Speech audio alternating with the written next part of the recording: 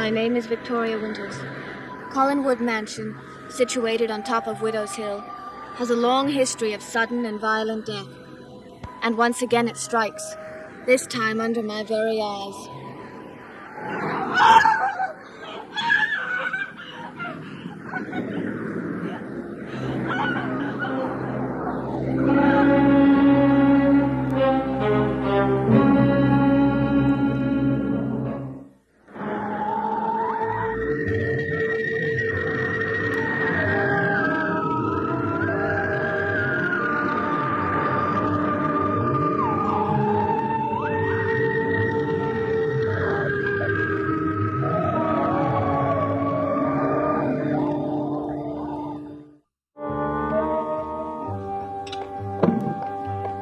Carolyn and Miss Winters come in yet? I wasn't aware that they'd gone out. Why don't you go outside and look? Oh, for heaven's sake, you worry too much. They're perfectly capable of looking after themselves. I thought you'd gone up to bed. I don't feel sleepy. I do worry too much. Right now I'm concerned about Bill Malloy. Roger, something has happened to him. I know it. You know nothing of the sort. Does Malloy have to ask permission every time he wants to stay overnight at Bangor or with a friend? Of course not. But he usually lets me know. Especially since he's become manager of the entire plant. It's only natural in case I have to reach him. It's natural for you to be concerned about your daughter's behavior, but Bill Malloy is something else again. Yes, he is. He's the most reliable man I have ever known. And this is more than just spending the night away. It's the first day he's ever missed at the office. I know he would have notified me if he could have. Do you think he's marooned somewhere where there's no telephone or post office? I don't know. I wonder if we should ask the police to make inquiries. Certainly not. I'm sure he had a perfectly valid reason for disappearing. I should think you'd show more concern than you do. Malloy's personal life is of no interest to me whatever. However, he was away from the office for a whole day. I have a feeling he did it deliberately. Well, what if something's happened to him? What's the matter? Out there, at the bottom of the cliff, there's a dead man. What are you saying? It's true, Mother. We just saw a dead man out there. Out where? Where do you mean? On the rocks at the foot of Widow's Hill. It's terrible. Oh, now calm down, both of you. Tell me exactly what you saw. We were on the ledge, just below the top of Widow's Hill, looking for Carolyn's wristwatch. I looked over at the waves on the rocks, and just then the moon came out, and that's when I saw it. What did you see? Tell me again. A dead man. I saw it too, just as clearly. Oh, it's unbelievable. Who was it? Well, you don't think we went down there and looked, do you? Roger, get a flashlight and go out and see what is there. Why should I? I mean, it's perfectly ridiculous. It's not ridiculous. There was a dead man. He was half in, half out of the water. Won't you please go and look? Roger, we've one way to settle the matter. Why ask me? What do we have Matthew for?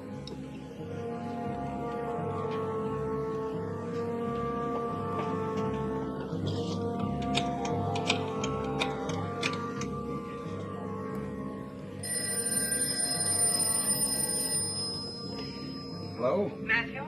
Yes, Miss Stoddard. Matthew, Carolyn and Miss Winters have just had a bad scare. They were standing on the ledge of Widow's Hill just now. Why'd they be doing a darn fool thing like that? It doesn't matter what they were there, but they looked down at the rocks and thought they saw... A dead man. A dead man? They're both terribly upset, and I know they won't be able to sleep unless we know for sure just what it was they saw. Would you go and look, Matthew? Take a flashlight and be careful of the path down the cliff.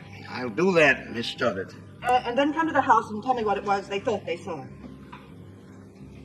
Mother, you keep thinking it was something we thought we saw. It was real. Horribly real. I know, dear. The light plays strange tricks on the water, and sometimes rocks appear to float.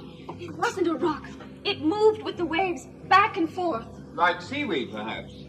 Uncle Roger, I've lived in this house all my life. I know what seaweed looks like. Then you should know that it can bunch up and take all sorts of shapes. And move with the waves, as Miss Winters suggests so aptly, back and forth. You don't suppose this is some trick of David's, do you? Dave? What do you mean? He seems to have death on his mind. That sounds exactly like the type of joke that would appeal to my good-natured son. Incorrigible monster. Roger, this is no time for your sarcasm.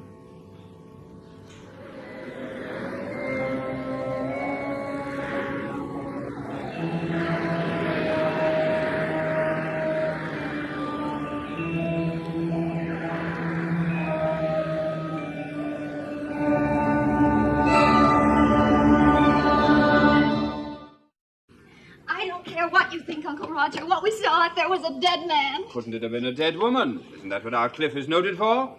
Now, don't we know that way back in time a bride leapt, fell, or was pushed to her death from Widow's Hill? That's what I told Vicky. And that some time later, a young girl did the same thing.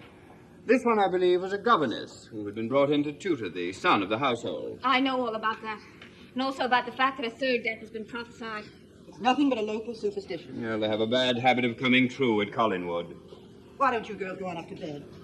If you don't mind, I'd rather wait and hear what Matthew has to say. He did say he'd go look, didn't he? Yes.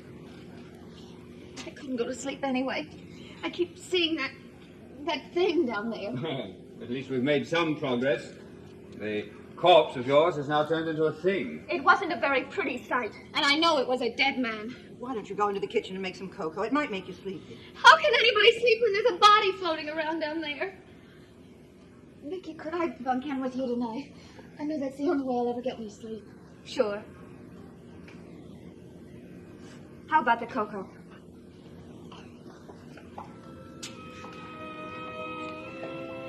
Vicky, you did see the same thing I saw, didn't you? I'm afraid I did. Who do you suppose it was? A stranger, I hope.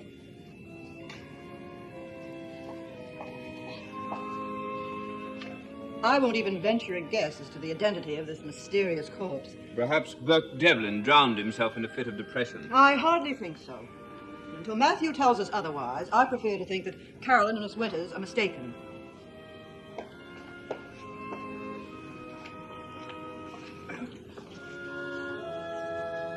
What if they should turn out not to be mistaken? Can't we change the subject? Before they came bursting in here, we were discussing your meeting with Bill Malloy. Oh, don't be tiresome, Elizabeth. I thought we'd finish that discussion. Well, you said that Bill disapproved. He's old-fashioned and hidebound. He wouldn't recognize an idea if it were formally introduced to him. I realize he lacks initiative and intuition. As a matter of fact, I suppose you ought to know. I asked Ned Calder to take back his old job. Calder? What for? If I were given free rein If you around were here- given free rein, the Collins Cannery and fishing fleet would disappear from the face of the earth. How do you know? I've never been given a chance to prove one idea, and now with Calder breathing down my neck. He won't be. Oh, yes, he will. I know his type. He refused the offer. Oh, he refused, did he? Well, maybe I'll have an opportunity after all. If Bill Malloy approves. Bill Malloy. If you think he's so great, why did you call Calder in the first place? Or did you call him for some personal satisfaction of your own? Why should I? Don't be silly.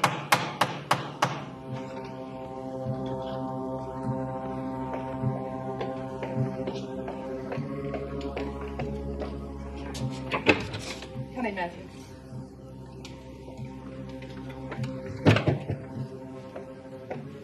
Well, I went to the ledge at Widow's Hill and looked down at the water, as you said. yes? I shined my flash down at the rocks. Speak There up, wasn't man. enough moon to see much. What did you see?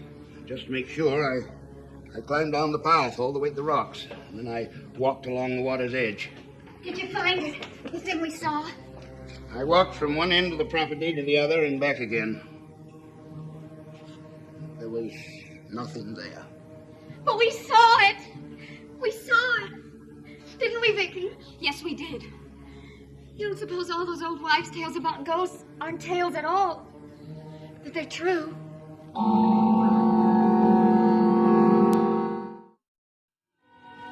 I've heard tales about Collingwood all my life. There are those who laugh at them. But I've seen too much to laugh.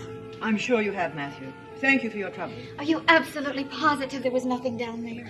Positive. Then your nasty old corpse was nothing more than your overactive imagination after all. Couldn't it have been washed out, you see? Impossible. Not in the few minutes it took for Matthew to get down there. Around Collingwood, nothing is impossible.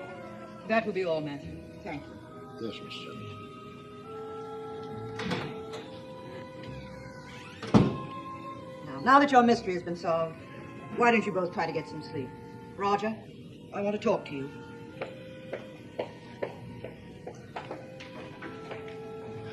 Carolyn, you did see what I saw, didn't you? I'm not sure anymore. Would Matthew have any reason to lie? Roger, do you think Matthew was telling the truth? Why on earth did he lie? I don't know. He acted very strangely. Nonsense, I tell you, they saw a bunch of seaweed. Or perhaps it was an old sail. You know the kind of flotsam and jetsam that's washed up around here. It's not usually human. Well, you heard what Matthew said. I heard what he said, but I don't know what he thought. Well, he probably thought we were insane for waking him up at this hour of the night.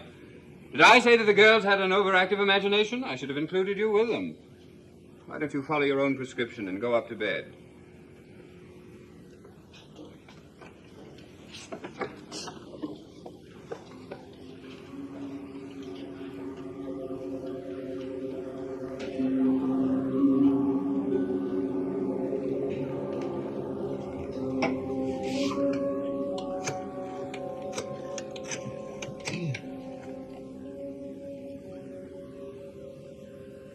Hello, Evans. This is Collins. I know you're a night out, so I won't apologize for calling you so late. I wanted to know if you had had any word from our friend, Bill Malloy. No? Neither have I.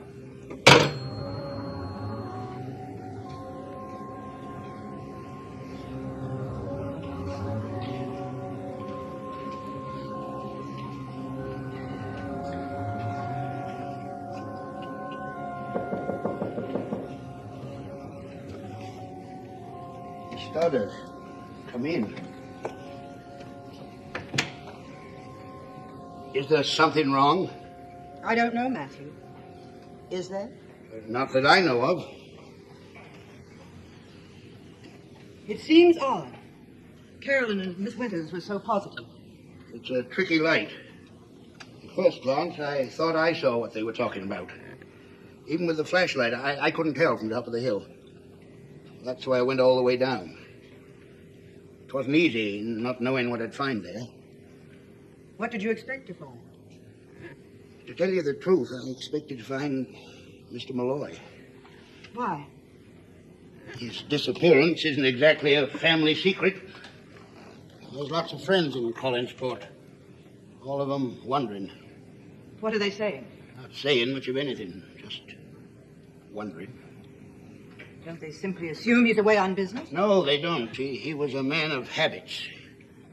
One of his habits was to drive into Bangor in his own car, yet it's sitting in front of his house. Where do you imagine he might have gone? I couldn't say. It just doesn't make sense. He was looking into something very important for me. He just wouldn't walk off without saying anything. No, he wouldn't. Then what do you think has happened to him? I'd like to know that myself. I'd like to find it out before they start making a lot of inquiries up at the house. Tromping on the grounds and taking pictures and messing around with things that don't concern them. I suppose we have to expect that if Mr. Malloy doesn't come back soon. He must have known his absence would cause people to wonder. Why do you think he's staying away like this? Maybe he was kept away by something he couldn't help. Maybe. Matthew, would you mind very much showing me what it was you saw, so I can at least get rid of Carolyn's fears?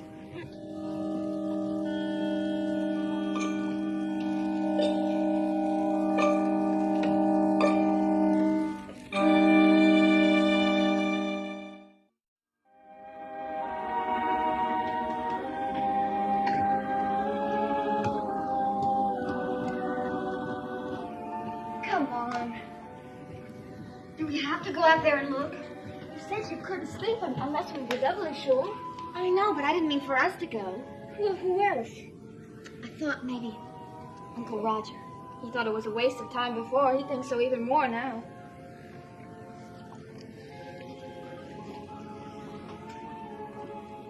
Yeah. I thought you had gone up to bed. What'd be the sense of that? I wouldn't sleep a wink. Afraid of the dark? You're afraid of what I might dream about. You too, Miss Winters. We thought it might set our minds at ease if we went back and looked at the water. We might see what we thought we saw before, only now we'd know it was something perfectly natural. Well, wouldn't it be perfectly natural if a body was washed up on shore on our property? Uncle Roger, please don't talk like that. Oh, I'm sorry, kitten. We thought perhaps you'd come with us. Now, Miss Winters, I've told you before, I have no interest in going out to Widow's Hill and staring at the water. Matthew has been up and down the shore. There's nothing to be afraid of. Are you intimating that I would be afraid of something? Of what? Of nothing, Uncle Roger. So won't you please come with us? If you'll give me one good reason.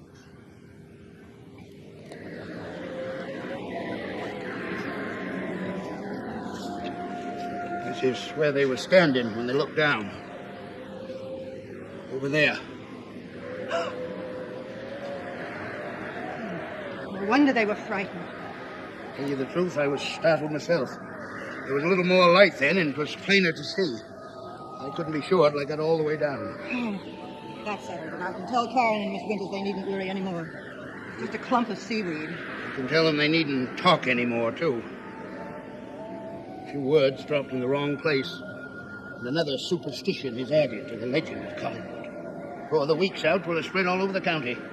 Another ghost seen at Collingwood. Yes, I imagine it would draw unwanted attention to us. The newspapers rehash every little thing that ever happened in a lifetime.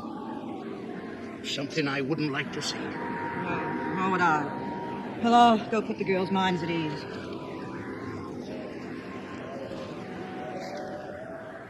Do you want us to have this doubt in our minds, not being sure? Well, I'm sure. My sister's sure. Matthews is sure. Isn't that enough? Why won't you come with us? It'll only take a moment. Because it would be admitting that there's a slight chance of what you're saying is true, and that I will absolutely refuse to believe. I would much rather have this whole thing forgotten about. Besides, I don't want anything of this mysterious death getting back to David. As his governess, you certainly are aware that it could cause irreparable harm. You're perfectly right, Mr. Collins. He is very preoccupied with death. Earlier this evening, when I went back up to my room, I found he'd written death all over my mirror. Well, I hope you didn't let him get away with that. No, I didn't. Come on, Uncle Roger, please come Now, with us. Carolyn, you're beginning to annoy me. Run along. I'll have to go myself, I guess. Merely to satisfy a morbid curiosity? No, merely to reassure myself. There's no need to go to Widow's Hill and look. I've just been there. By yourself? No, with Matthew. He took me to the same spot on the ledge where you stood. There was nothing. I looked down on the rocks, and there was nothing to see, I can assure you. Absolutely nothing.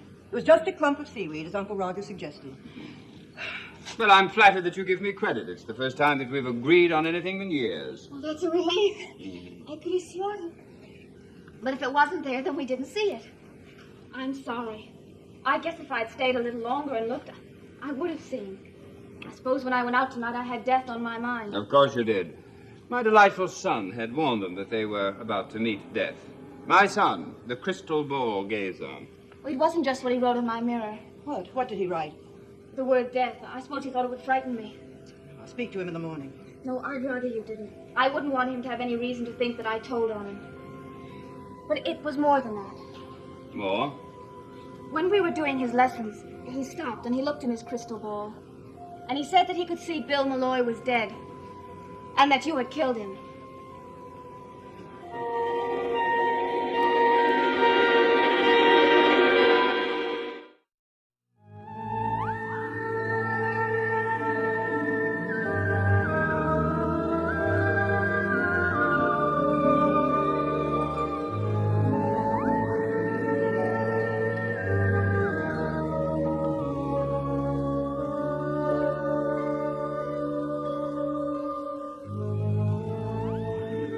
It's like nothing else except funny, and it's Love on a Rooftop, advance premiere tomorrow night, in color on ABC.